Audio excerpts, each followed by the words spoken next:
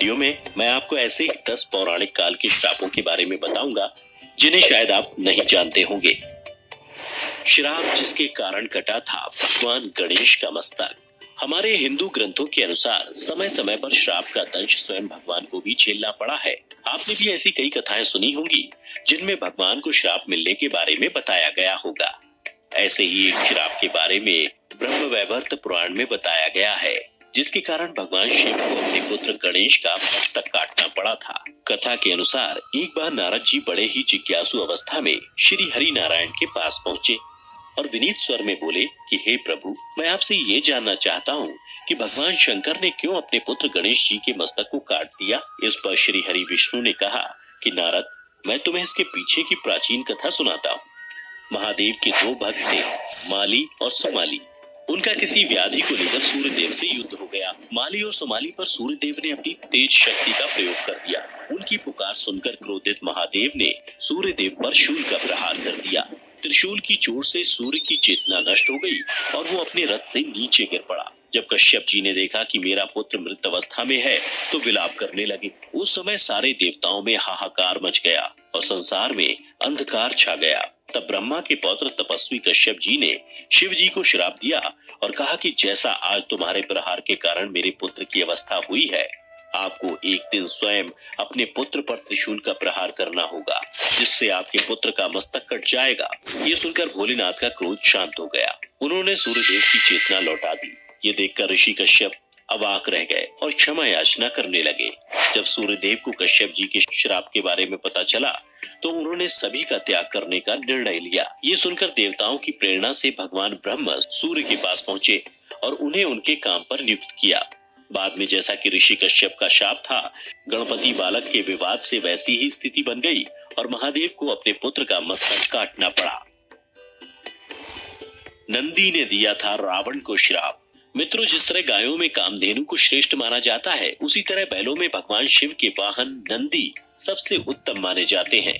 लेकिन क्या ये जानते हैं कि नंदी ने रावण को श्राप दिया, जिसकी वजह से रावण का सर्वनाश हो गया था। शिव पुराण के अनुसार एक बार रावण भगवान शंकर से मिलने कैलाश गया। वहाँ उसने नंदी को देखकर उनके स्वरूप की हंसी उड़ाई और उन्हें वानर के समान मुख वाला कहा। तब नंदी ने रावण को श्राप देते हुए कहा कि हे दुष्ट, तू मेरे जिस पशु स्वरूप को देखकर इतना हंस रहा है, उसी पशु स्वरूप के जीव तेरे विनाश का कारण बनेंगे। और मित्रों, ये तो सभी जानते हैं कि वानर सेना और भगवान हनुमान की मदद से ही भगवान राम रावण का वध कर पाए थे। ब्राह्मण दंपति का राजा दशरथ को श्राप। मित्रों, हम सब ये तो जानते ही कि राजा दशरथ ने अपने पुत्र राम के वियोग में प्राण त्याग दिए थे, लेकिन ये बात कम ही लोगों को पता है कि ये सब राजा दशरथ को मिले एक श्राप की वजह से हुआ था। आइए मिलकर जानते हैं उस श्राप के बारे में। तो वाल्मीकि रामायण के अनुसार एक बार जब राजा दशरथ शिकार करने वन में गए तो गलती से उन्होंने ब्राह्मण पुत्र का वध कर दिया। उस ब्राह्मण पुत्र का नाम श्रवण कुमार था। उधर जब श्रवण कुमार के माता पिता को अपने पुत्र की मृत्यु का समाचार मिला तो उन्होंने राजा दशरथ को श्राप दिया कि जिस प्रकार हम पुत्र वियोग में अपने प्राणों को त्याग रहे हैं, उसी प्रकार तुम्हारी मृत्यु भी पुत्र वियोग के कारण ही होगी। राजा दक्ष का चंद्रमा को श्राप। कहा जाता है कि मनुष्य को हमेशा सोच समझकर आचरण करना चाहिए। उसके द्वारा भूलवश किया हुआ कार्य भी किसी बड़ी विपदा को आमंत्रण दे सकता है। और शिव पुराण में भी एक ऐसी ही कथा मिलती है जिसमें अपने आचरण के कारण चंद्रमा को श्राप का भागी बनना पड़ा था। शिव पुराण की कथा के मुताबिक राजा दक्ष ने अश्विनी समेत अपनी 27 कन्याओं का विवाह चंद्रमा से किया था। 27 कन्याओं का पति बन के चंद्रमा बेहद प्रसन्न थे। कन्याएं भी चंद्रमा को वर के रूप में पाकर अति प्रसन्न थी। लेकिन ये प्रसन्नता ज्यादा दिनों तक नहीं रह सकी, क्योंकि कुछ दिनों बाद चंद्रमा अपनी 27 पत्नियों में से एक रोहिणी पर ज्यादा मोहित हो गए। ये बात जब राजा दक्ष को पता चली तो वो चंद्रमा को समझाने गए। चंद्रमा ने उनकी बातें सुनी, लेकिन कुछ दिनों के बाद फिर रोहिणी पर उनकी आसक्ति और तेज हो गई। तब राजा दक्ष को ये बात फिर से पता चली तो वो क्रोध में चंद्रमा के पास गए और उन्होंने फिर चंद्रमा को श्राप दिया कि तुम क्षय रोग से पीड़ित हो जाओगे। राजा दक्ष के श्राप के तुरंत बाद चंद्रमा क्षय रोग से पीड़ित हो गए, जिसकी वजह से उनकी रोशनी जाती रही। ये देख ऋषि मुनि परेशान हो गए। इसके बाद सारे ऋषि मुनि और देवता इंद्र के साथ भगवान ब्रह्मा की शरण में गए और उनसे कुछ उपाय करने की विनती की। ऐसे में ब्रह्मा जी ने उन्हें एक उपाय बताया कि चंद्रमा को सोमनाथ में भगवान शिव का तप करना होगा। और फिर ब्रह्मा जी के बताए उपाय के अनुसार चंद्रमा भगवान शिव का तप करने लगे। चंद्रमा ने करीब 6 महीने तक भगवान शिव की तपस्या की, जिसके बाद भोलेनाथ ने उन्हें दर्शन दिए। तब चंद्रमा ने भगवान शिव से उन्हें क्षय रोग से मुक्त करने का वर मांगा। भगवान शिव ने कहा, मैं तुम्हें श्राप से पूरी तरह मुक्त तो नहीं कर सकता, लेकिन मध्य का मार्ग निकालने का प्रयास कर सकता हूँ। शिव भगवान ने कहा कि एक माह में 2 पक्ष होते हैं, उसमें से एक पक्ष में तो तुम निखरते जाओगे, लेकिन दूसरे पक्ष में तुम क्षीण भी हो जाओगे, अर्थात तुम्हारी रोशनी कम होती जाएगी। तो मित्रों, ये ही वो पौराणिक रहस्य है चंद्रमा के शुभ और कृष्ण पक्ष का, जिसमें एक पक्ष में तो वो बढ़ते हैं और दूसरे में वो घटते जाते हैं। गांधारी का श्री कृष्ण को श्राप। महाभारत की कथा में जिन सशक्त महिलाओं का जिक्र आता है, उसमें एक नाम गांधारी का भी है। गांधारी राजा धृतराष्ट्र की पत्नी और दुर्योधन की मां थी, जिनके एक श्राप ने भगवान श्री कृष्ण के पूरे कुल का नाश कर दिया था।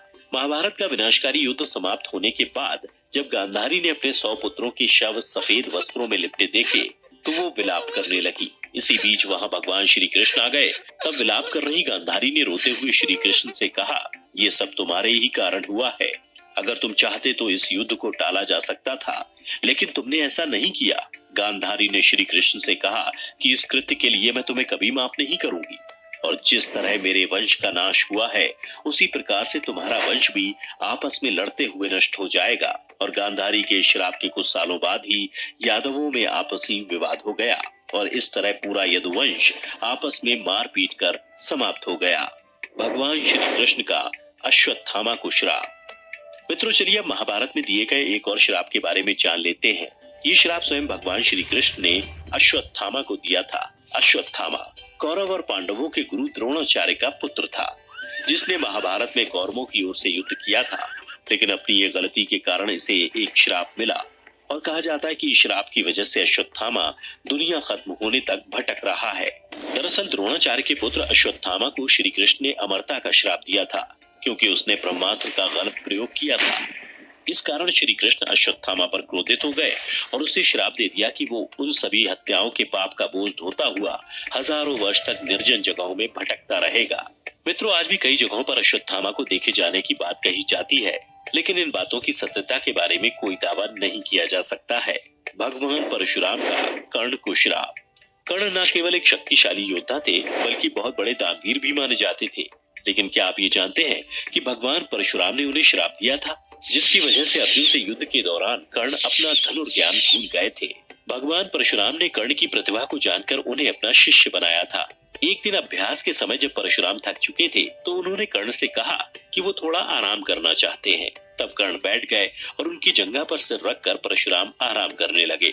थोड़े समय बाद वहां एक बिच्छू आया, जिसने कर्ण की जंघा को काट लिया। अब कर्ण ने सोचा कि अगर वो हिले और बिच्छू को हटाने की कोशिश की, तो गुरुदेव की नींद टूट जाएगी। इसलिए उन्होंने बिच्छू को हटाने के बजाय उसे डंक मारने दिया, जिससे उनका खून बहने लगा। इससे कर्ण को भयंकर कष्ट होने लगा और रक्त की धारा बहने लगी। और जब धीरे धीरे रक्त गुरु परशुराम के शरीर तक पहुंचा, तो उनकी नींद खुल गई। परशुराम ने देखा कि कर्ण की जांघ से खून बह रहा है। ये देख परशुराम क्रोधित हो गए कि इतनी सहनशीलता केवल क्षत्रिय में ही हो सकती है। परशुराम ने कर्ण से क्रोधित होकर कहा कि तुमने मुझसे झूठ बोलकर ज्ञान प्राप्त किया है, इसलिए मैं तुमको श्राप देता हूँ कि जब भी तुम्हें मेरी दी हुई विद्या की सबसे ज्यादा जरूरत होगी, उस समय वो काम नहीं आएगा। और अंत में महाभारत के युद्ध के दौरान जब कर्ण और अर्जुन का युद्ध चल रहा था, तो उस समय कर्ण भगवान परशुराम से ली विद्या को भूल गए थे। युधिष्ठिर का स्त्री जाति को श्राप। महाभारत के दौरान युधिष्ठिर ने संपूर्ण स्त्री जाति को एक श्राप दिया था। आइए जानते हैं कि आखिर युधिष्ठिर ने ऐसा क्यों किया था। कर्ण की मृत्यु के बाद पांडवों को पता चल गया था कि कर्ण कोई सूत पुत्र नहीं, बल्कि उनके ही ज्येष्ठ थे। ये जानने के बाद क्रोधित युधिष्ठिर अपनी माता कुंती के पास पहुंचे। उन्होंने अपनी माता कुंती से कहा कि आपने इतनी बड़ी बात हमसे क्यों छिपाई? आपने हमें हमारे ज्येष्ठ भ्राता का ही हत्यारा बना दिया। युधिष्ठिर ने अपनी माता को श्राप देते हुए कहा कि आपने हमसे हमारे ज्येष्ठ के होने की बात छिपाई, लेकिन मैं समस्त नारी जाति को ये श्राप देता हूँ कि इसके उपरांत कोई भी नारी किसी बात या रहस्य को अपने हृदय में नहीं छिपा सकेगी। मांडव ऋषि का यमराज को श्राप। मित्रों, श्राप के दंश से यमराज भी नहीं बच सके थे। उन्हें मांडव ऋषि ने श्राप दिया था जिसके बाद यमराज ने महात्मा विदुर के रूप में जन्म लिया था। महाभारत के अनुसार मांडव्य नाम के एक ऋषि थे। राजा ने भूलवश उन्हें चोरी का दोषी मानकर सूली पर चढ़ाने की सजा दी। सूली पर कुछ समय रहने के बाद भी जब मांडव ऋषि के प्राण नहीं निकले तो राजा को अपनी गलती का एहसास हुआ और उन्होंने ऋषि मांडव्य से क्षमा मांगी।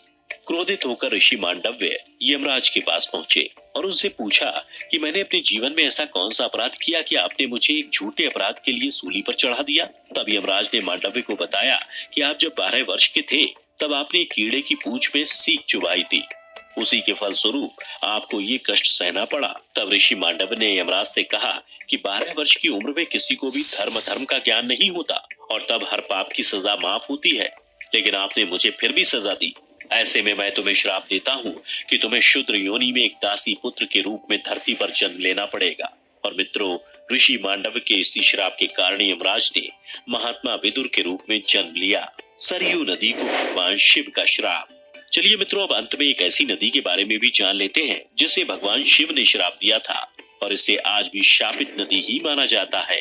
दरअसल मैं बात कर रहा हूँ सरयू नदी की।